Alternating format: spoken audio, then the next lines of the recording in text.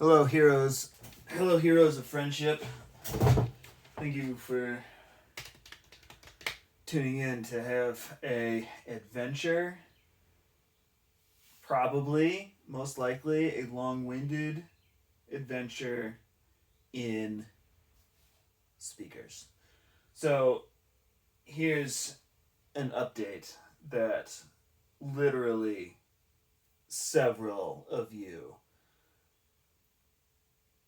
are demanding. I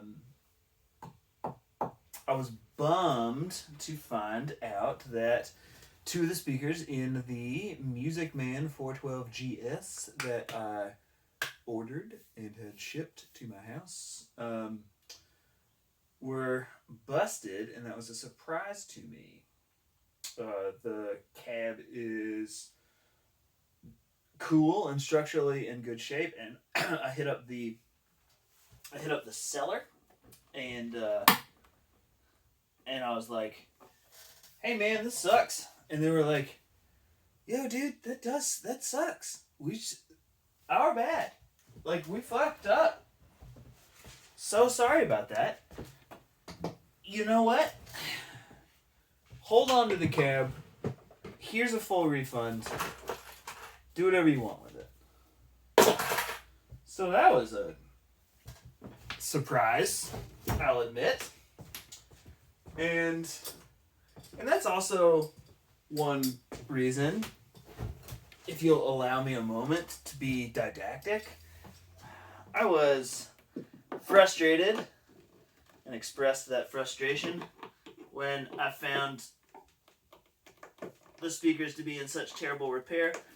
As I opened it on video, I cast a couple aspersions as to whether or not, the folks packing up the folks selling that cabinet were doing their jobs in the same way that I would be doing their jobs. But it's like, kind of pays to just hang out and not flip out on people, because you just don't know that you're not going to be surprised with a pleasant outcome. And so I was nice and direct but nice when I was hitting up the folks to try and get something worked out. I asked for a partial refund over Reverb, and they were like, "Man, fuck a partial refund. We fucked up. Keep that cab." They weren't that fun sounding, but but that's what they did. And so basically, I now have this cab, and I've got $30 into it. I didn't get refunded tax, and I didn't get refunded $10 of shipping. I don't know.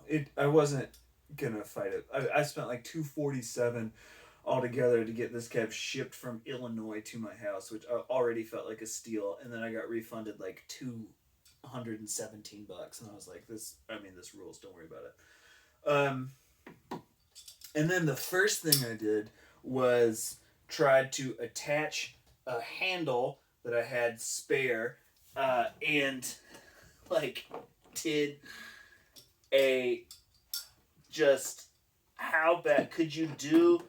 Imagine doing the worst job at something. That is what I did. I did the worst job you could do at this task. And so now I've got this screw, because I was like, "Oh, it's not too long or too big. It's fine." And I just kept going. And the little voice inside me was like, "Might not be fine." And sure enough, it's not fine. And I got this fucking handle, and that's what I've been doing with these. Just trying one more time before I get this cab wired to deal with it correctly. But look, I'll deal with it later. Okay, so the MusicMan 4x12 GS cab came loaded with square back eminence speakers. What does that mean? That means that the magnet on the back of the speaker is square, and that also means it was made by the company Eminence. Eminence in the 1970s. I don't believe really had their own line of speakers to consumers like they do now, but they were making what is called OEM speakers for a shit ton of people. And PV used a lot of their stuff in the 70s, as did MusicMan. And I know that this is an Eminence speaker because this manufacturer's code of 67 is Eminence. Other squareback speakers, and they're called squarebacks because, well, square. Other manufacturers of squarebacks are CTS. Usually the CTS squarebacks that I've seen, at least in old PV stuff, which I also like, are the dust caps in the center are silver and have like a black dot directly in the center. So, the cab was originally 8 ohms, and unless you are dealing with 32 ohm guitar speakers, which you are most likely not, the only way to get an 8 ohm cab is with, 4x12 is with 4 8 ohm speakers. The 2 squarebacks that were shot are already at my man Randy's house for a recone, and so I had to look around the Stewed and see what other 8 ohm speakers I had that could be cool to get this going. And I've settled on a Celestion Greenback. This is a modern one, and it is also made in England. Yes, made in the UK. I know they made them in China for a while. Maybe now they don't. I'm not sure. And then this is a modern Jensen C12K.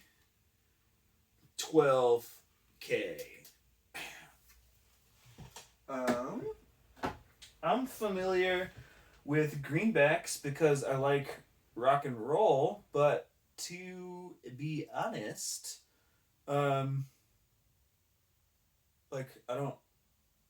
haven't listened to like a ton of just greenbacks that I have played. So, we are going to do our best and get this wired up. I've got a little laptop with the wiring diagram, and then, another thing, let me give you the lay of the land here.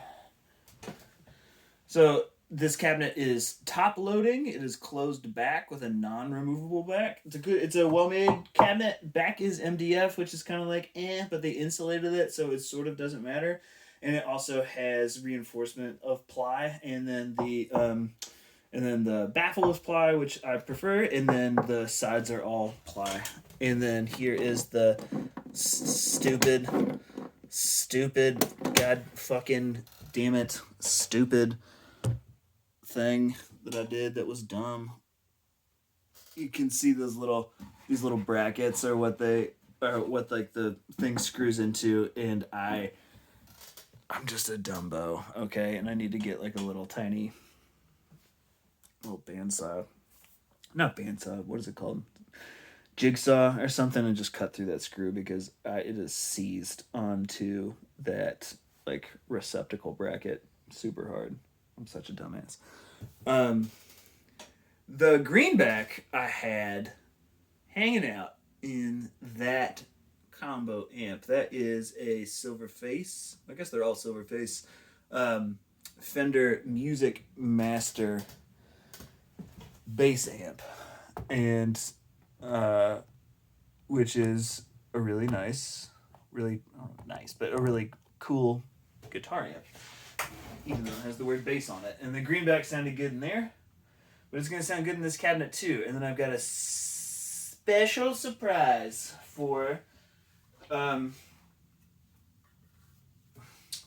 Music Master cab, or for that Music Master amp. The special surprise is a fucking Litty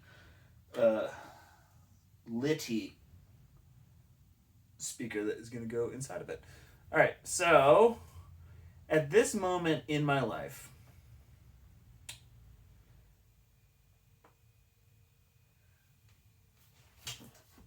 I do not have the the personal bandwidth to edit videos.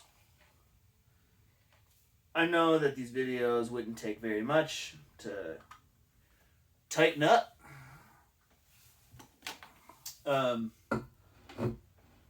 But you can only do what you can do. And I can't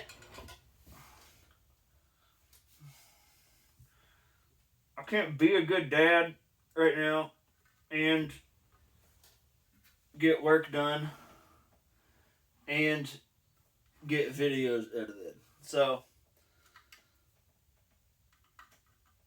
I won't let the scarcity of time.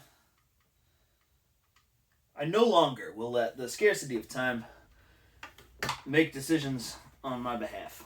Because it used to be like, man, if I can't get them edited, like it's not even worth doing, and nobody's gonna want to watch them anyway, or like all this kind of like, you know, not particularly useful self-talk that just sort of stopped me from doing and convinced me that things that I maybe wanted to do like needed to wait until certain conditions were met. Like, oh, I gotta really get good at Premiere, or like, oh, I gotta really do such and such in order for me to be like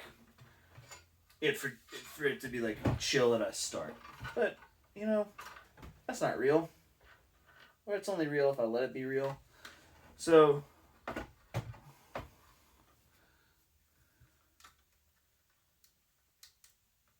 you don't have to do that in your life. We could do the light of that.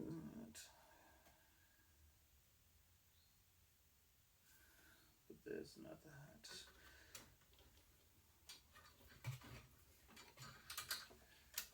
that. Have you ever wired your own speaker cabinet?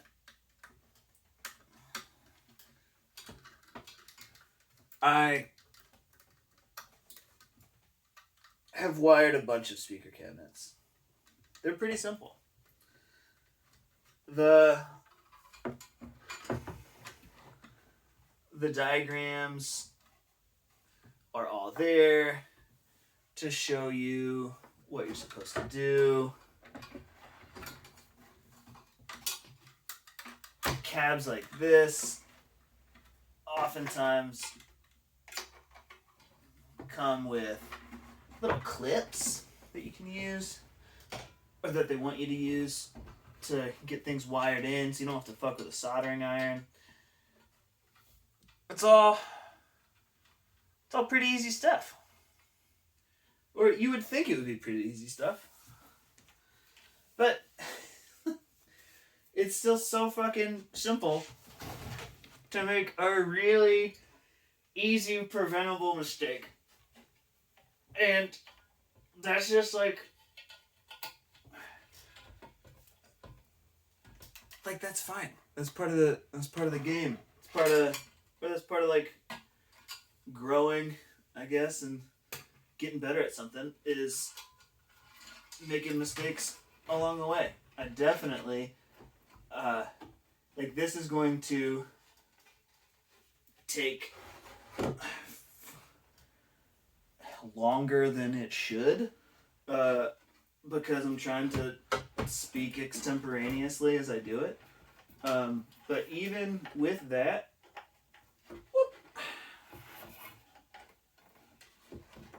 gosh, is it gonna go by faster than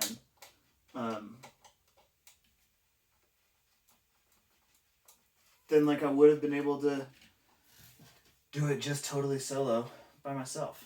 I'm using parallel series wiring right now. Some people don't like parallel series wiring quite as much because you can you create a circuit where if one of the speakers blows and has like an open coil, the entire cabinet's taken down, and then the amplifier sees like no load immediately. That's bad and doing series parallel wiring to my layperson's knowledge does prevent that from happening. But it also requires some wiring that I just don't have right this second. Like the actual wires. I want to be able to do this with everything that just came in the cab itself. So, um, this may not be like the final ticket for how this is wired. And, once those other speakers are recombed, maybe I want to put them back to all original, and maybe I don't even want to keep the cabinet eventually and I want to sell it down the line. So, I just want to get this up and running and hear what I'm working with. I'm a little concerned because I do things in like a sort of... One thing that I know about myself that I would love to continue working on as I grow into a more full, actualized version of myself is to fucking be less haphazard when I take shit apart. Because right now, we got these two wires left. Which means I'm pretty sure I'm missing one wire.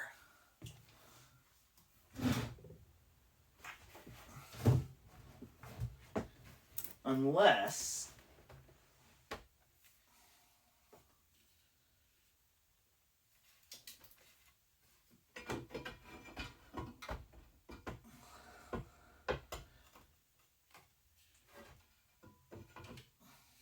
could be here.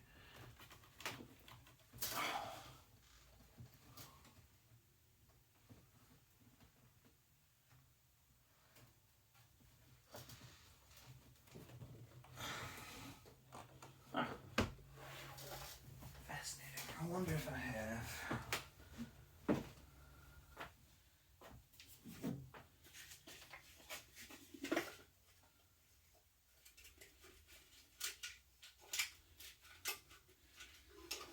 So I know I said my main goal is to get this up and running. Like, that's true. It is definitely my main goal. But, and I also am admittedly a little haphazard. But I don't love, like, doing shit wrong. When I have what it takes to do it correctly. So, right now, I've finished the wiring going from the actual jack down the negative side and the positive side of both speakers. And now I need to connect these speakers to each other. And so I gotta go positive to positive.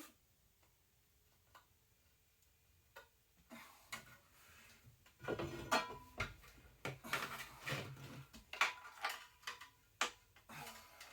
that right? Okay.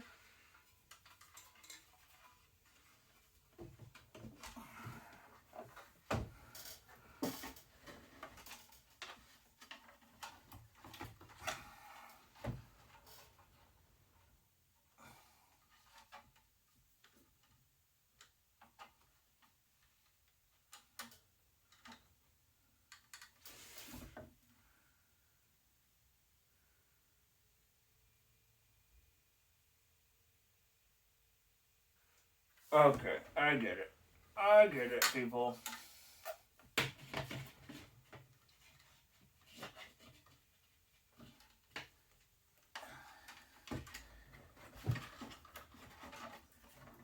Let's go.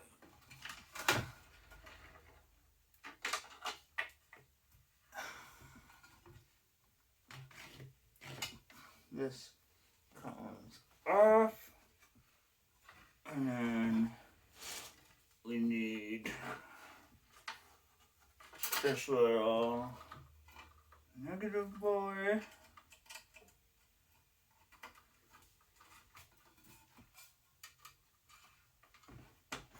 Try it. One side done. Now we go and link.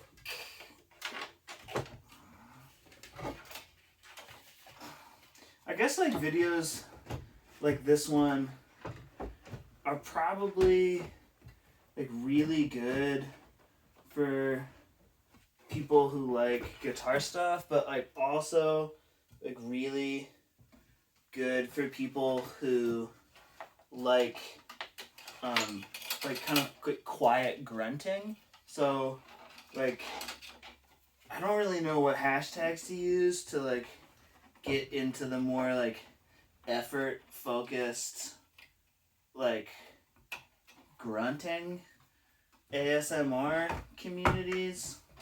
So if you have any suggestions, I would love to hear them. This is a reason why I don't throw shit away. So right now I am trying to get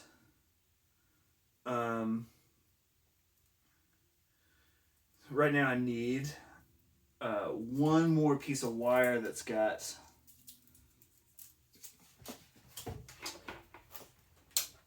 speaker connector clips on it. I don't remember what this harness came out of, to tell you the truth. I didn't make it. It was clearly speaker something. And it was clearly speaker something that was charmingly homespun, but I've got some sections of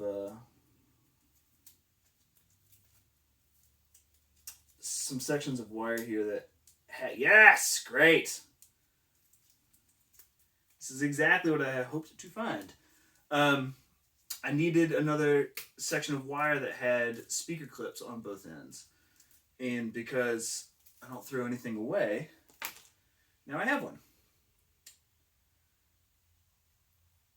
Whoever kind of duded this up also was like too lazy to use a soldering iron, and that is what I am being right now. Okay, so back to the schematic, and we just need to go positive to negative to positive on this side, and that should handle it.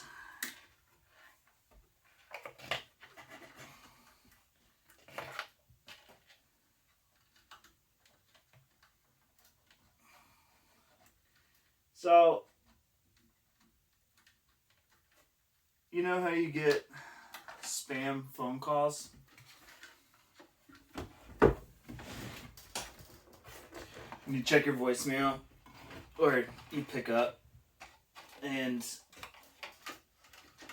the voice on the other end says, "Hey, we're reaching out about your car's extended warranty." And you just think to yourself, like, who the fuck is this for? Like, who hears this and is like, yeah, I'm giving this my time and attention.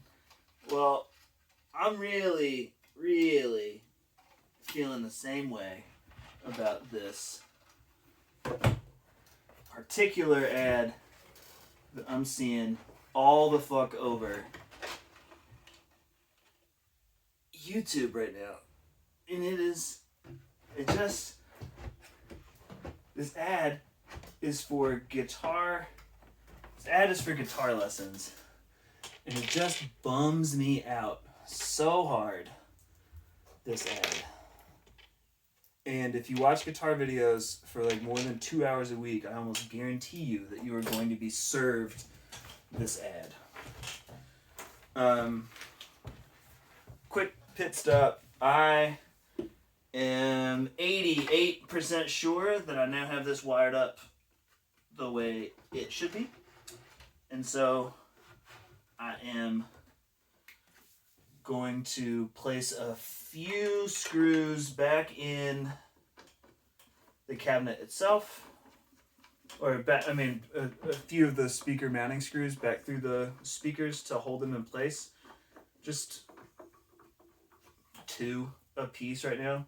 So I can flip this cabinet up standing and take an ohm reading off the back.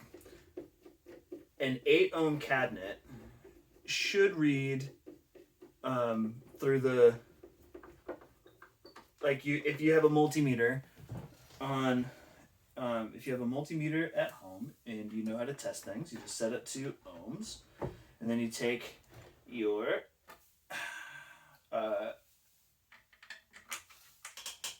take a speaker cable, plug it into the back of a cabinet, and then you can see what sort of resistance the cabinet is at once you've wired it.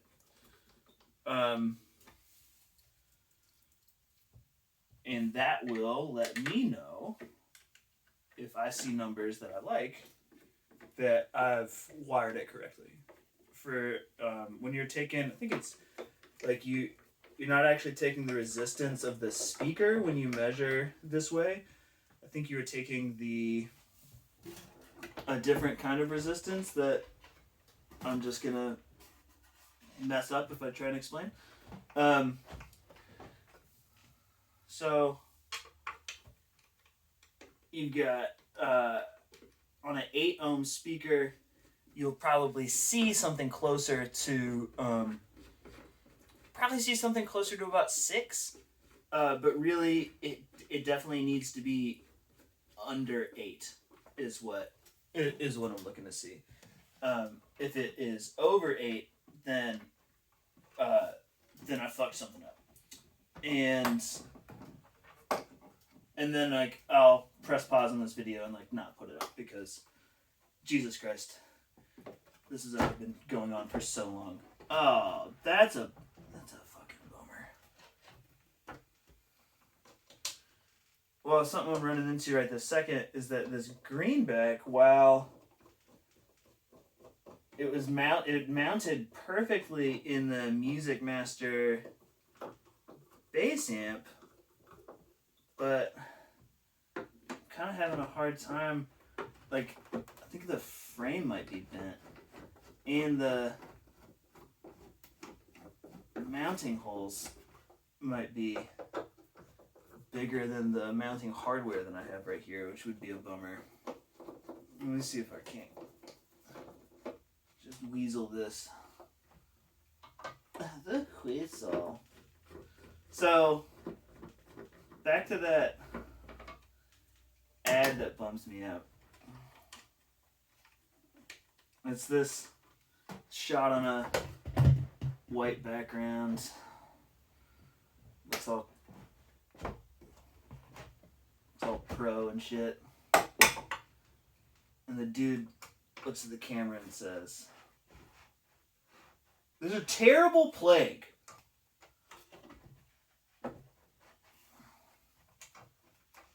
A terrible plague afflicting guitarists, intermediate guitarists, called guitar playing limbo." And in this video, he motherfucker. Ah, it's so annoying.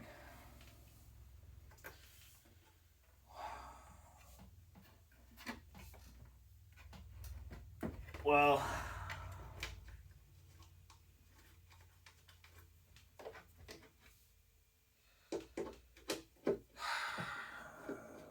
I guess I could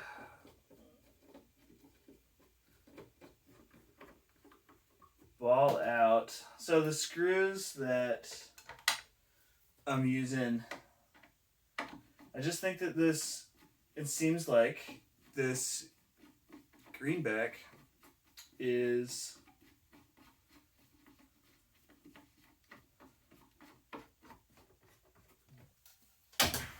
like uninstallable, just because of the width of these. I wonder if I can.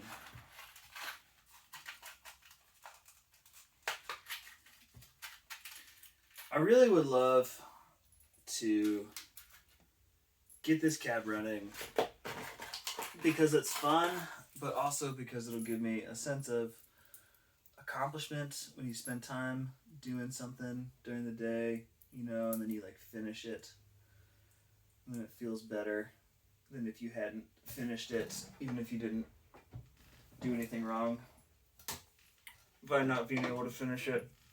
So what I'm doing is I've got these little ferrules.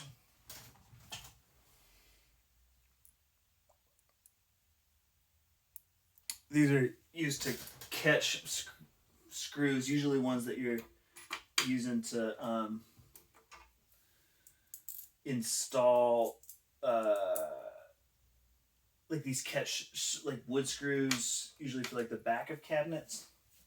And the problem that I'm having right now is that the mounting holes on the frame of the greenback are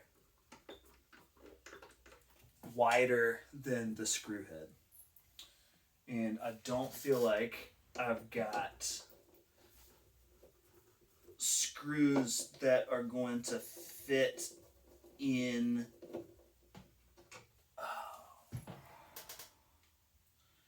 that are like the same width across the shafts and have a wider head that can not slip out of this greenback. So what I'm doing is using these ferrules to like kind of artificially widen the screw head. Basically. This has worked for me in the past, but it actually worked really well for me in the past. I've got a 2x10 cabinet that I had this problem with.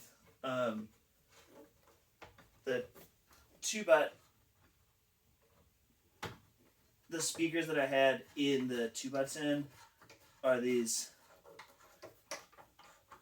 super sick old Electro Voice EVM 10Ls, which just sound fucking great on guitar and really great on bass. And so it's actually another MusicMan cab. And hell yeah. It worked. Great.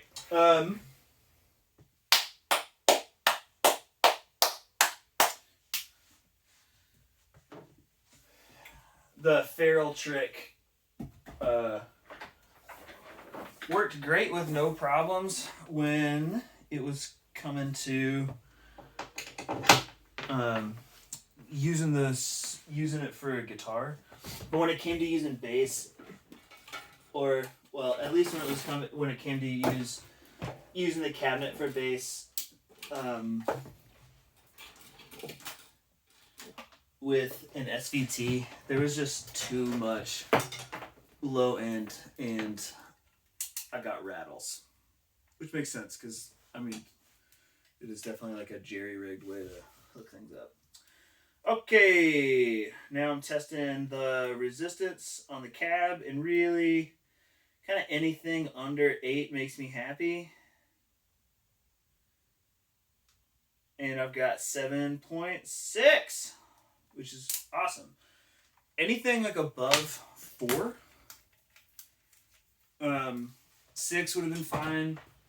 Even high 5s would have been like, okay, I think I've got this in the right spot.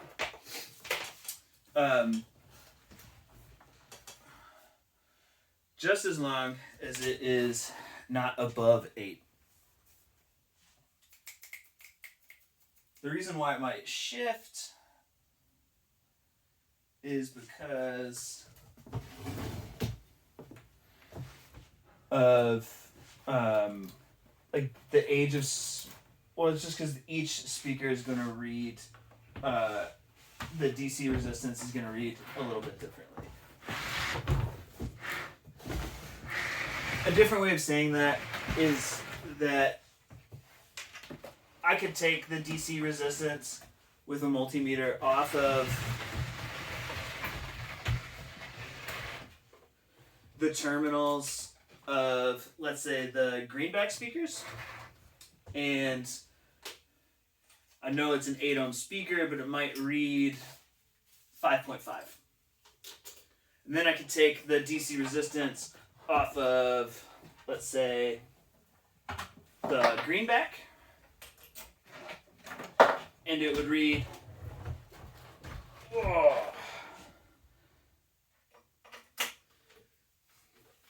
6.4.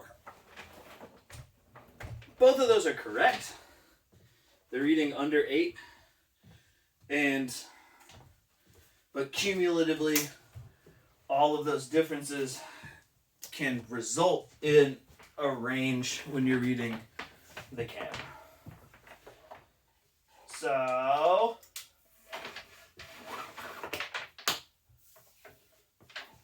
right now, oh, can you see this idiocy? You can see it decently well. All right, you've got two late 70s Eminence squarebacks that speaker dude Randy says we're like a little weird.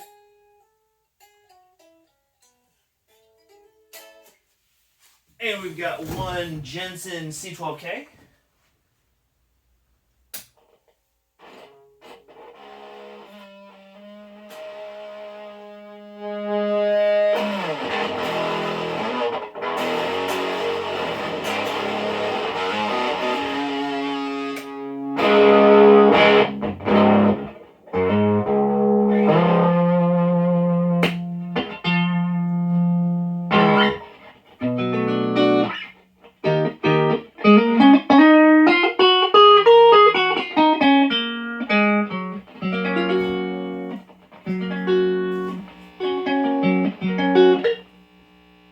Wait a second.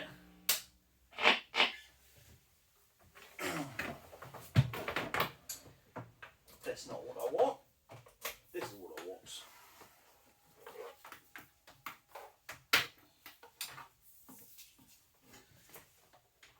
So we got what we wanted off the ohms, and now I have hooked it into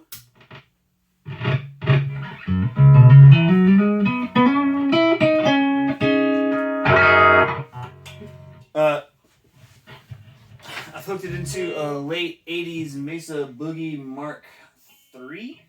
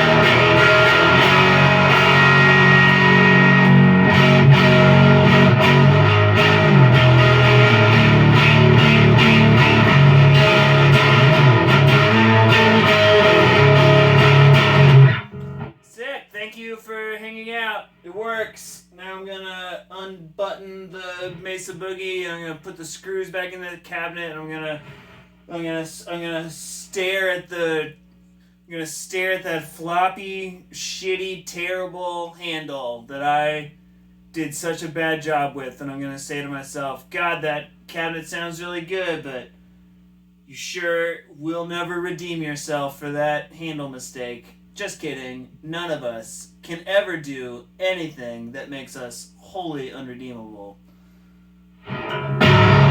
Growth is always an option.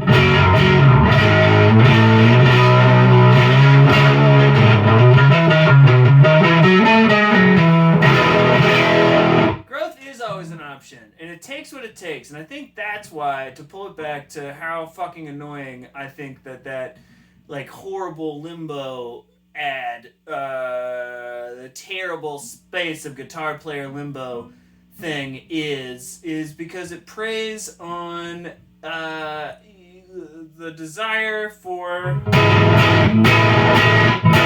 like not just instant gratification, but just sort of like